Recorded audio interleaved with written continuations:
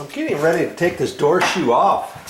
And see, this is called a door shoe. See how it goes all the way, like a U shaped around the door. Some are like this, some are just an L shaped with nothing on the front side.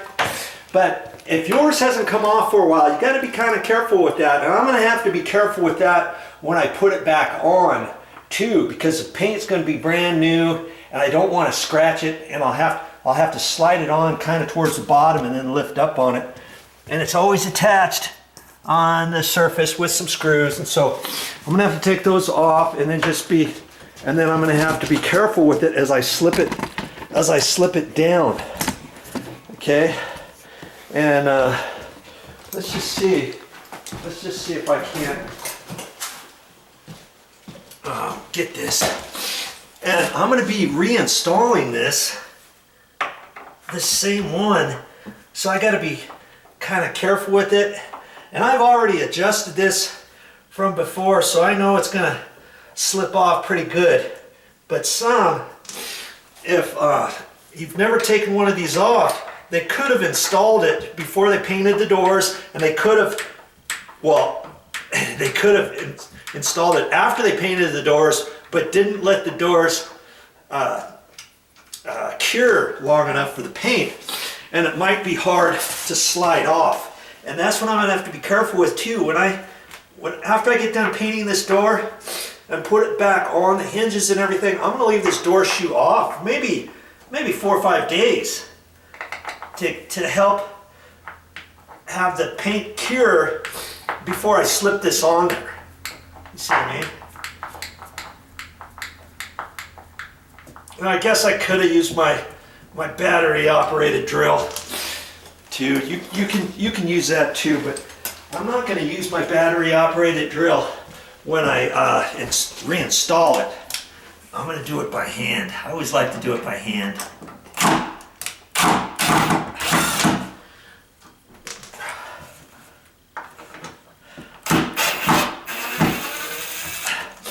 Because that's really important when you install it.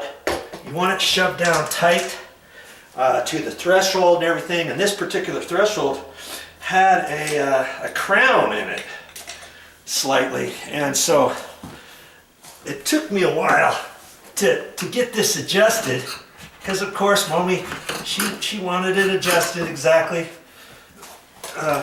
right so that it wouldn't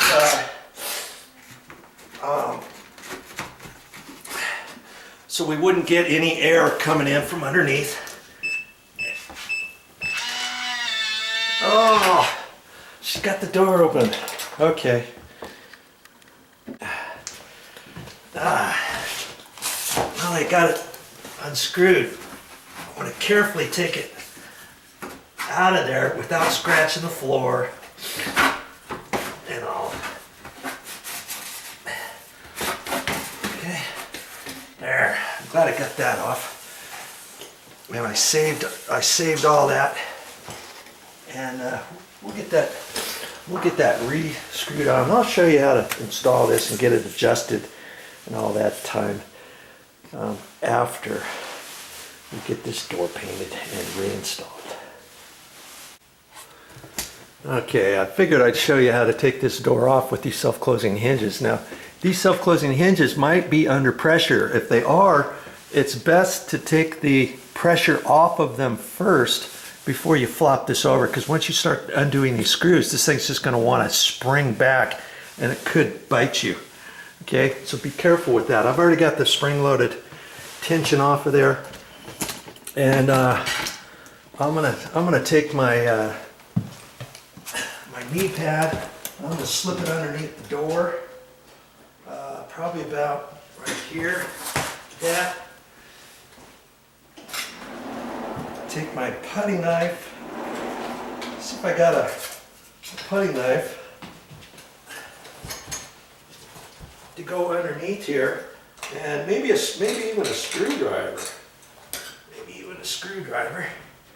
Kind of like that. Okay, that's going to keep it from moving around, from flopping down, and now it'll let me start taking these screws out of here at the top hinge and the bottom hinge. I'm going to do the bottom hinge first, I think. And I'll do the middle hinge last, remember? Because the middle hinge has the hinge pin in it.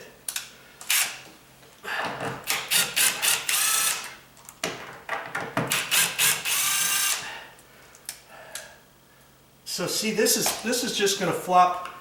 I had some of the screws out of there. See, this is just acting as a regular hinge right now because I took the spring-loaded pressure off of it, and I knew I was going to be replacing it anyways.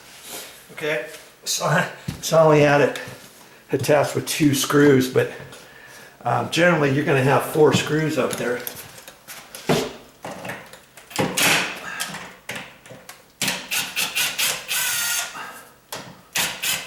Okay, I should be okay here. It's gonna start sliding on me because it's only held by that. I can see that it's already pooched over a little bit, but that should be okay. Oh, my, okay. I say it should be okay. See, it's teeter-tottering a little bit. Just a little, so I gotta be careful. Because the last thing I want is somehow for that thing to come off and do some damage here. Okay, so let me see if I can't get you situated over here. Okay, so that's the hinge pin I've got to mess with. And see, this door's heavy, and it's just swiveled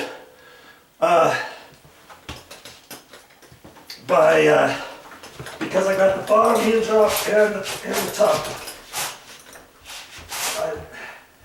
I wasn't really looking forward to doing this door because of all this kind of stuff, but hey, you do what you got to do if you're working by yourself. And that's why lots of times I like to work by myself, so that you can see that if I can do it, you may not need any help after all. Okay, so I've just got this door kind of propped down here. See, I don't even have it on my screwdriver or my chisel or my putty knife anymore. All I got is right here. And once I take that pin off, I've got to kind of straddle this door, make sure it doesn't fall. Got my foot on the other side of it. Okay, I think it's going to be okay. Now I can grab it here, and all I have to do is swivel it and slide it off of that little hinge. See, like that. There, just like that. And like I say, this door is gonna be heavy. Oh. Oh. Whew. Now you see why I didn't want to take that door off with the door shoe on. Okay, because the door shoe could have slightly scratched my new floor. Okay, now I guess I could have taken off the door handle and stuff first, couldn't I have? I could have. I should have. I think I'll do it now while it's just sitting like this right here. Okay, so that'll be my next step. Taking the deadbolt off and the door handle. Now this door handle is pretty easy. It just has 2 mounting screws here.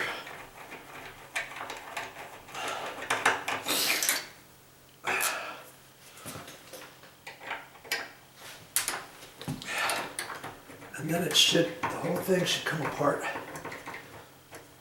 See, the back side's coming off, slipping off. So I just kind of pushed it back up a little bit. That way the back side doesn't fall out on you, let's say. I'm not gonna reuse this handle on this door, but I'm gonna just pull it apart, set it down here to remember how it goes back together. I'm gonna put it back together and I'm gonna save it, because I never know when I'm gonna need that for another job or something like that. Don't throw it away if it's still working. You never know when you're gonna need it, okay? All right, slip that out. It's simple as that. Now I can reconnect. I can reconnect all that down there. I'm not going to just throw this stuff around. I'm going to reconnect it, put the screws back in there, so it's all held back together. I'm going to do the same thing with the deadbolt. When I take the deadbolt out, I'm going to put it all back together and stuff.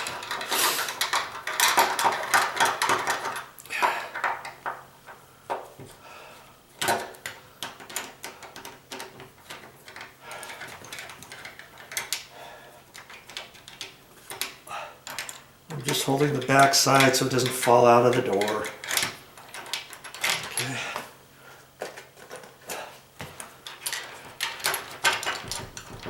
Slip that out of there.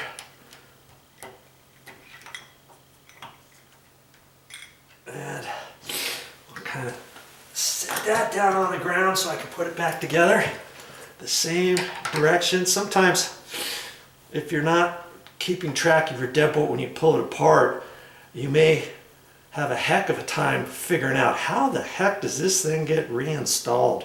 I had that problem on the front door when I was taking that off to change it to a different an electric door deadbolt that we can do a combination on and stuff. And that was kind of slick. I've got that on my channel too. See here, that right there. You can put a code on it on the back side. Right now I've just got the deadbolt on, and I'm going to leave it. Well, actually, you see there's a keypad on there and stuff. Works out really good. I'll show you how to install that whole thing on another episode. Look for it on my channel.